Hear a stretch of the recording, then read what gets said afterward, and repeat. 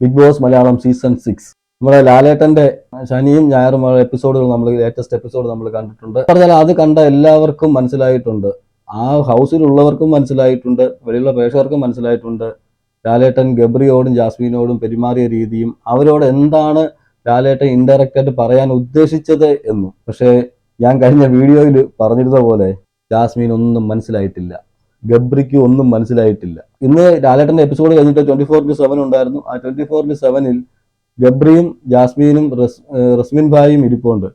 റസ്മിൻ ഭായിയോട് ജാസ്മീനും ഗബ്രിയും കൂടെ പറയുകയാണ് ലാലേട്ടനെയാണ് കുറ്റം പറയുന്നത്.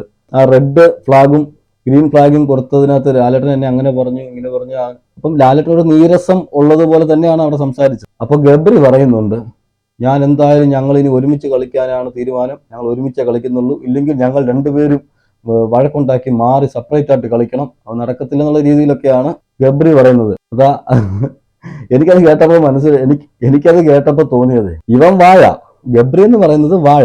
ആ വാഴ നല്ല കളിക്കുന്ന ഒരു പെൺകുട്ടിയെ, ആദ്യമേ നല്ല കളിക്കുന്ന ഒരു പെൺകുട്ടിയായിരുന്നു ജാസ്മിൻ. അത് കറക്റ്റ് ആണല്ലോ, നമുക്ക് എല്ലാവർക്കും അറിയാം. ജാസ്മിൻ ബിഗ് ബോസിലേക്ക് വന്ന വലിയ പ്രതീക്ഷയോട് കൂടിയാണ് നമ്മളൊക്കെ വിചാരിച്ചത് നല്ല കളിക്കുന്ന ഒരു നല്ലൊരു കണ്ടസ്റ്റന്റ് ആണെന്നാണ് വിചാരിച്ചത്. പക്ഷേ ഈ വാഴയുടെ കൂടെ ചേർന്ന് ജാസ്മിന്റെ കളി മൊത്തം പോയി.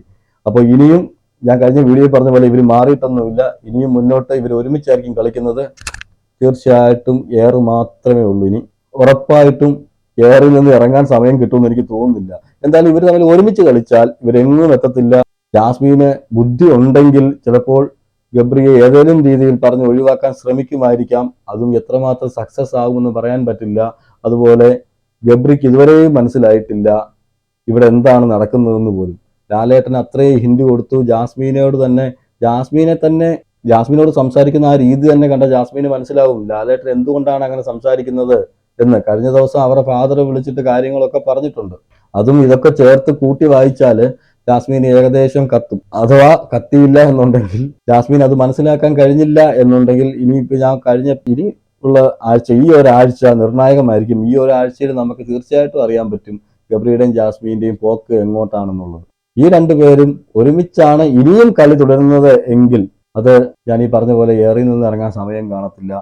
അതുമാത്രമല്ല, ബേബി അവർക്കൊരു ഉപകാരം ചെയ്ത് കൊടുക്കുന്നുമുണ്ട്. ഞാൻ അതും കഴിഞ്ഞ വീഡിയോയിൽ പറഞ്ഞിരുന്നു. ഇവരെ അധികം ലൈവിൽ ഒരുമിച്ചിരിക്കുന്നതോ സംസാരിക്കുന്നതോ കാണിക്കുന്നില്ല. അത് ബിഗ് ബോസ് അവർക്ക് കൊടുക്കുന്ന കൺസിഡറേഷൻ ആയിട്ട് എനിക്ക് തോന്നുന്നുണ്ട്. പക്ഷെ അത് കാണിക്കുന്നത് പ്രേക്ഷകരോട് കാണിക്കുന്നത്, അല്ലെങ്കിൽ മറ്റുള്ള മത്സരാർത്ഥികൾ അവിടെ കളിക്കുന്നുണ്ട് അവരോട് കാണിക്കുന്ന രണ്ടാമത്തെ തെണ്ടിത്തരം എന്ന് തന്നെ ഞാൻ പറയത്തുള്ളൂ. ആദ്യത്തെ തെണ്ടിത്തരമാണ് ആ ഫോണാണെങ്കിൽ അവിടെ ചെയ്ത് അവർ അച്ഛൻ അവിടുത്തെ മിക്ക കാര്യങ്ങൾ, വെളി നടക്കുന്ന കാര്യങ്ങളെല്ലാം ജാസ്മിന് പറഞ്ഞു കൊടുത്തു. രണ്ടാമത്തത് ഇങ്ങനെ ഒരു പ്രിവിലേജ് ലൈവ് കാണിച്ചാൽ എന്താ കുഴപ്പം? അവരെ എന്ത് കാണിക്കുന്നു എന്ന് നമുക്കറിയണ്ടേ? അവർ ഇത് തന്നെ ആയിരിക്കുമല്ലോ പിന്തുടർന്നുകൊണ്ട് പോകുന്നത്. അതാകുമ്പോൾ ഇവരെ ഒരുമിച്ചിരുന്ന് സംസാരിക്കുന്നതാണ് ഇപ്പൊ കാണിക്കാത്തത്. നേരത്തെ ഫുൾ ടൈം ഇവരെ ഉള്ളായിരുന്നു. ഇപ്പൊ അവർ ഒരുമിച്ച് ഇരിക്കുന്നില്ലെന്നല്ല, അവർ ഒരുമിച്ച് തന്നെ ഇരിക്കുന്നുണ്ട്, സംസാരിക്കുന്നുണ്ട്, എല്ലാം ഉണ്ട്. പക്ഷെ അത് കാണിക്കുന്നില്ല. അപ്പൊ ഈ മറ്റുള്ള യൂട്യൂബ് ചാനലൊക്കെ ഞാൻ ഒരുപാട് കണ്ടായിരുന്നു. അതിനകത്തൊക്കെ പറയുന്നുണ്ട് ജാസ്മിൻ ഒരു കപ്പെന്ന്.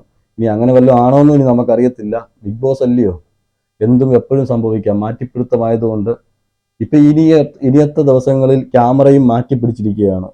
അങ്ങോട്ട് ജാസ്മിന്റെയും ഗബ്രിയുടെയും ഭാഗത്തോട്ടല്ലാതെ ബാക്കിയുള്ള കണ്ടസ്റ്റന്റിന്റെ ഭാഗത്തോട് മാറ്റിപ്പിടിച്ചിരിക്കുകയാണ്. എന്തായാലും ശങ്കരൻ തെങ്ങിമേ തന്നെ ആയിരിക്കും, അത് തെങ്ങിമേ തന്നെ ഇരിക്കും. ഈ വരാനുള്ളതൊന്നും വഴി തങ്ങത്തില്ല എന്ന് പണ്ടുള്ളവർ പറയും. എനിക്ക് ആ ജാസ്മിനെയും ഗബ്രിയുടെയും കാര്യം ഓർക്കുമ്പോൾ എനിക്കിപ്പം അതാണ് തോന്നുന്നത്.